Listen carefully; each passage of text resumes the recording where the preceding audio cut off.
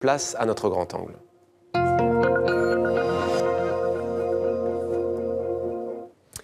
Il est l'un des plus grands penseurs francophones. Il a succédé à Braudel, à Le Goff ou encore à Furet à la tête de l'École des hautes études en sciences sociales. Anthropologue, il a sillonné le Togo, la Côte d'Ivoire, l'Amérique latine également. Ses concepts de non-lieu et de surmodernité décrivent avant l'heure ce que le monde est en train de vivre face à la montée en puissance des religions. Il brandit aujourd'hui un conte d'anticipation. Bonsoir Marc Augé. Bonsoir. Merci d'être avec nous. Ce livre a pour titre « La sacrée semaine qui changea la face du monde », édition Odile Jacob.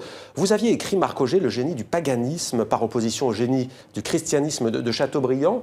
Qu'est-ce qui vous a incité à écrire ce conte? Écoutez, je crois que nous sommes dans un monde de violence, et souvent de violence religieuse, dont l'origine est religieuse. Alors, on peut se demander simplement, et si on ne croyait pas en Dieu, que se passerait-il? C'est évidemment une hypothèse générale qui fait le ressort de l'intrigue. Alors justement, on ne va rien révéler ce soir. Vous nous projetez 2 ans en avant. Nous sommes très exactement le lundi 1er avril 2018 au Vatican. Le pape s'adresse aux fidèles, au monde entier. C'est sa traditionnelle bénédiction Urbi et Orbi à la ville et au monde. Et il va faire une déclaration fracassante qui va déstabiliser la planète. Qu'est-ce qui est ébranlé? Les certitudes ou les croyances? Les certitudes et les croyances. Parce que, c'est-à-dire que les croyances ne sont pas encore éradiquées à ce moment-là. Ouais. Mais ce qui est ébranlé, c'est les certitudes. Parce que le pape est l'autorité suprême du monde catholique, il est l'objet du respect de tout le monde, et s'il déclare que Dieu n'existe pas, c'est un cataclysme, un tsunami, que j'essaie de décrire dans le livre. Évidemment, les médias en rajoutent, et la violence se déchaîne. Le premier effet de cette déclaration, c'est évidemment d'augmenter encore les crises religieuses. Le pape est condamné par les représentants de toutes les religions, y compris notamment de l'islam, qui jette des fatwas, qui le condamne à mort. Mais tout cela est assez rapide parce que les choses vont avancer. Ouais. Page 27, vous écrivez, Marc Augé, « Depuis 2 jours, on ne parlait que de Rome et du pape, mais le train-train quotidien ne s'était pas interrompu pour autant. Quelques centaines de morts au Nigeria, quelques mains coupées ici ou là, quelques femmes vendues comme esclaves ailleurs, quelques musulmans étripés par des bouddhistes en Birmanie. » Et vous poursuivez un peu plus loin en disant « Mais comme nous le savions bien, la religion n'était pour rien dans toutes ces affaires. La religion n'était qu'amour, tolérance et modération. » C'est ce point précis, en fait, sur lequel vous voulez nous alerter dans ce livre. Oui, c'est cela, parce que il est vrai qu'on distingue la vraie religion de ces extrémismes. Mais les extrémismes sont une réalité sociologique, historique. Les guerres de religion ont fait des victimes incroyables entre protestants et catholiques il y a quelques siècles. Donc, cette violence-là, il faut la reconnaître et l'identifier. Et je crois qu'il serait bon de penser à ce que pourrait être un monde sans religion, sans Dieu. Pour regarder ce que nous voyons aujourd'hui, imaginez qu'il n'y ait pas de gens qui aillent se recueillir devant le mur des lamentations, ni à la mosquée Al-Aqsa, à Jérusalem. N'est-ce pas, à Jérusalem. Eh bien, on peut imaginer un monde où le prétexte religieux ne serait pas le détonateur des violences. Je crois que c'est intéressant de se poser cette question. Et si Et d'ailleurs, on ne peut s'empêcher de se dire, on disait souvent, on entend, oui, mais ça, ce n'est pas la religion, ce n'est pas l'islam, ce n'est pas le christianisme, ce n'est pas le judaïsme. Diriez-vous que c'est comparable, par exemple, à des idéologies comme le communisme à l'époque? C'est vrai qu'on disait souvent, en tout cas, les défenseurs du communisme disaient, oui, mais non, Staline, normalement, ce n'était pas ce qui devait se passer, c'est pas ça. C'est exactement ça, c'est exactement la même chose. On dénonce la réalité des pratiques pour l'opposer à la pureté des principes. Ouais.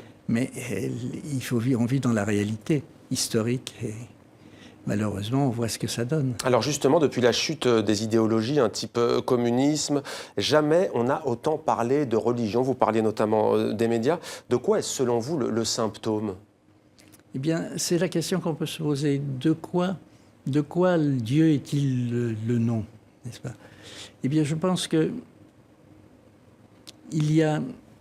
on peut écouter ce que disent les défenseurs de la religion. Ouais. Ils disent qu'il y a une perte de repères, qu'il faut se retrouver, qu'il faut croire à quelque chose, etc.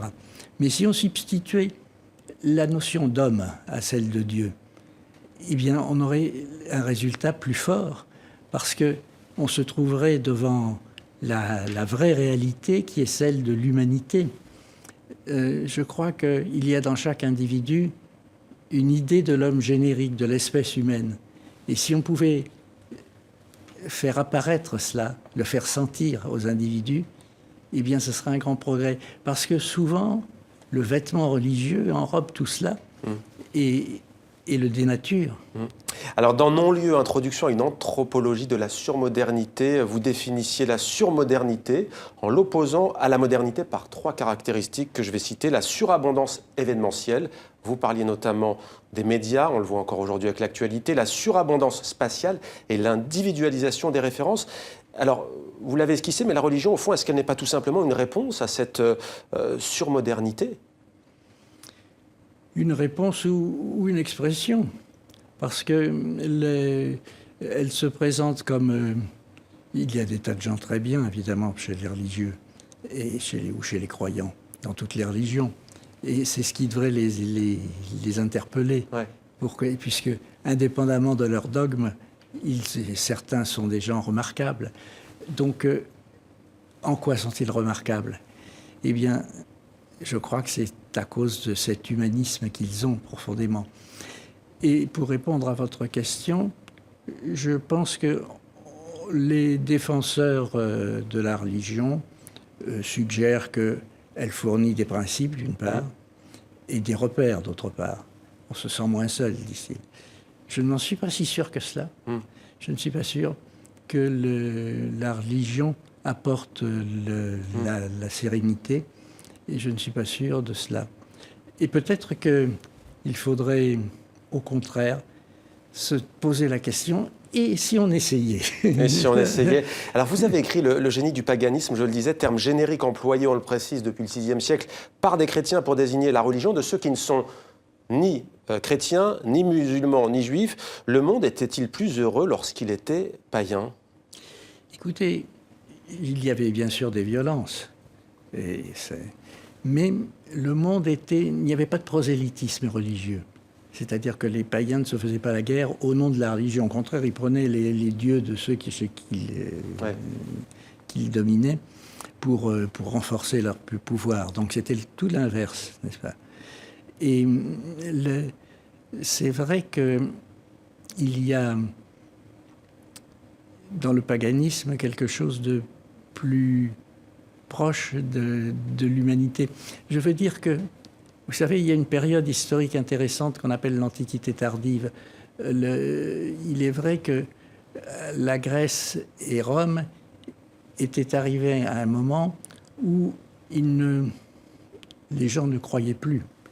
Vernon a fait remarquer qu'au moment des tragédies, des tragiques grecs, les grands Sophocle, Échille, Euripide, eh bien, les gens qui assistaient à ces cérémonies, car c'en était,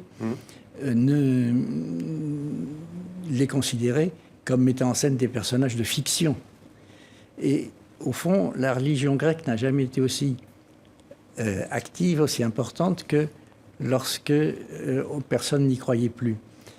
Ce qui fait qu'on peut se demander s'il n'y avait pas là une sortie du religieux, de la religion, qui naturellement allait vers un monde désenchanté, peut-être, ouais. C'est ça.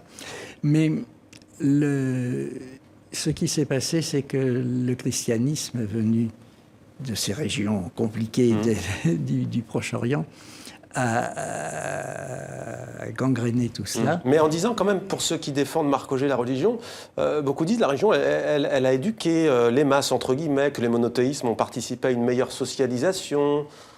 Oui, bien sûr, peut-être.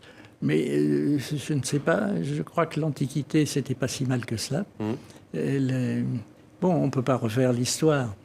Mais de toute façon, lorsqu'on parle de la vertu civilisatrice de la religion, etc., bien, oui, c'est évident. C'est ce que je disais. Mais si on enlevait Dieu de toute cette histoire-là, qu'est-ce qui se passerait? Vous vous définissez comme athée, Marc Augé, l'avez-vous toujours été? Non, non, je l'ai été très tôt, mais enfin, j'ai eu une scolarité catholique et j'ai tous mes diplômes. Et comment le devient-on? Qu'est-ce que ça apporte au fond?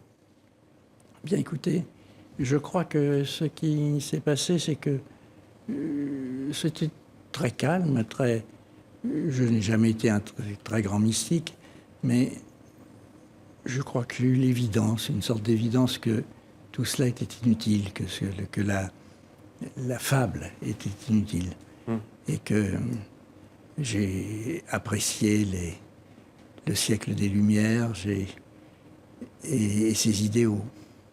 Merci beaucoup Marc Augé, anthropologue, auteur de La secrète semaine qui changea la face du monde. C'est aux éditions Odile Jacob, un livre à lire absolument si vous voulez savoir ce que déclarera le pape, en tous les cas dans ce conte d'anticipation, le 1er avril 2018. Merci beaucoup Marc Augé. Merci à vous.